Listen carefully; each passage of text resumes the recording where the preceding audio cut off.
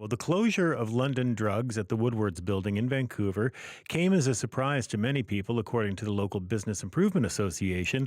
Landon Hoyt is the executive director of the Hastings Crossing BIA, and he says efforts were being made to improve public safety in the area.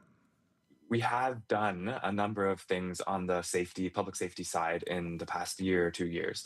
There's been a new community policing center that opened up 6 months ago. We've actually started to see a decline in vacant storefronts in our area over the past year, bucking the trend of the rest of the city, which shows that some of this work is making an impact. So it was a little bit surprising to hear, that London Drugs was closing now. Granted, it's been a tough time over the past 16 years.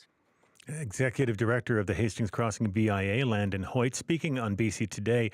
Now, the president of London Drugs told CBC News the decision was made after persistent safety incidents and vandalism. They say the losses at that location amounted to tens of millions of dollars. And so is there any path forward for the retailers to survive when they're faced with these kinds of challenges in the neighborhood? Well, David Ian Gray is a retail analyst based in Vancouver and an instructor at Capilano University School of Business, and he joins us this morning. Good morning to you, David. Good morning. What do you see as the reasons behind this closure? I think it's an amalgamation of a number of things. I do acknowledge that the BIA has been sort of sprucing up the area, having more feet on the ground, creating sort of moments in the summer of pedestrian zones and drawing people, but it's a bit too late, I think. And the root issue really goes all the way back to the pandemic, but the decline in safety in that area is only now beginning to get stemmed and brought back a little bit. But the timing is really about the lease, right? So you kind of go until lease is up. So the lease timing is now. That's really why it's now. Mm-hmm. And but it's the safety of staff and customers that they're responsible for. And I think he cited Clint Mullman from London Drugs cited the rising costs for all retail down there. Not just extra security, but you have to install different kinds of glass, and there's different barriers and security features. And you put all that together with sort of a belief that no matter what happens right now, it might take years for Gastown to get back to where it was in 2019. That all comes together and a decision's made. It's interesting because this building is kind of a bridge between Gastown and the downtown east side. I mean, if you walk in one entrance and walk out another, you've basically crossed a line between the two neighborhoods. Yeah, I lived, for disclosure, I lived on Alexander Street, pretty close to there. Around the time Woodwards, the building was developed, and Nestor's Market's there too. And there's a JJ Bean, which is now gone. And so I know it well. And it was fundamentally critical to that area to have that development, because prior to that, you had the sort of boarded up old Woodwards block, and people just didn't want to walk it. Like, there's no reason to go down there on foot. And it changed everything. Well, it did. And my understanding is that, when the Woodwards project was being developed, they were really looking for anchor tenants because they knew that there would be challenges with potentially putting in, retailers there. SFU took it on as an anchor tenant. But I understand that London Drugs was given quite a deal when it signed that long-term lease. Yeah. And I don't know. I'm not privy to the lease negotiations now.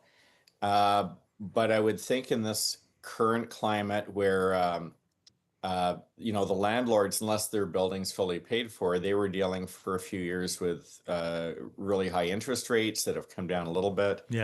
But they're probably asking for a Vancouver market rate, and from my checking around, I think there's a lot of pessimism in the industry that some other really good attractive tenant's going to go in now. And so it's a problem. So you've got your own experiences in the store. I mean, as do we all. Tell me about yours. I love the area then. And it's not just the store. There is, and there's still some really good restaurant. I mean, it's sort of known, I guess, to bring people into the area. A lot of it was food and beverage. But when you think about the notion of a quote unquote livable, walkable city, and that's what Vancouver has aspired to have. You want communities where on foot you can go get your basics, right? You can go get your groceries Yeah. and walk home. You can go get, and this is a vital service in the area, and I don't know what's going to happen now with Nesters. I don't know when their lease is up, but I would have concerns there. Um, but at the time, it just made that a really solid community feature, and kept people there. And when people would come in, it would be another place for them to go and shop if they're coming from outside a few blocks radius. I was looking at a Simon Fraser University case study of the Woodwards building earlier, and they deem it, I mean, it was a study that was done some years ago or completed some years ago, but it was deemed as just a wild success.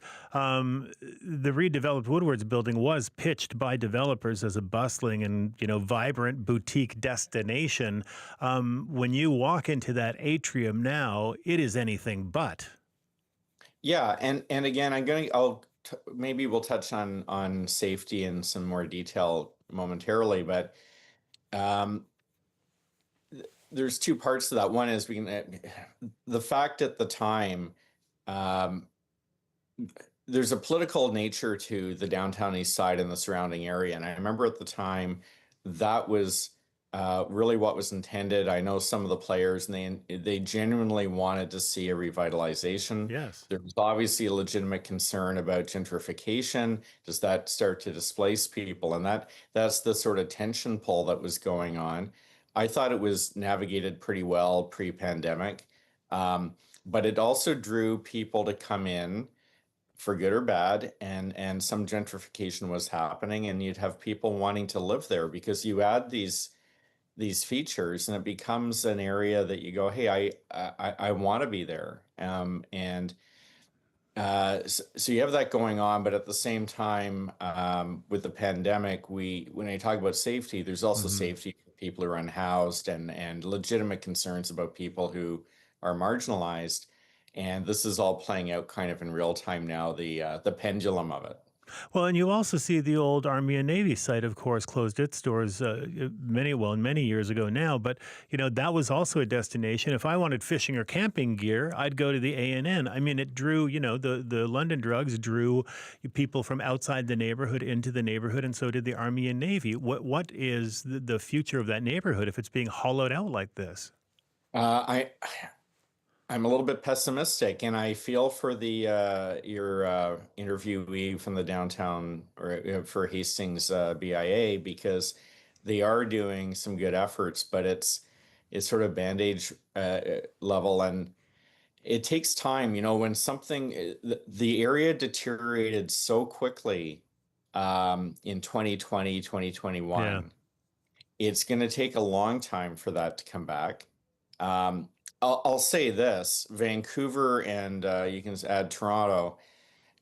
We're light years better than what we've seen in Portland and Seattle and San Francisco. So I mean, it's not a unique Vancouver issue.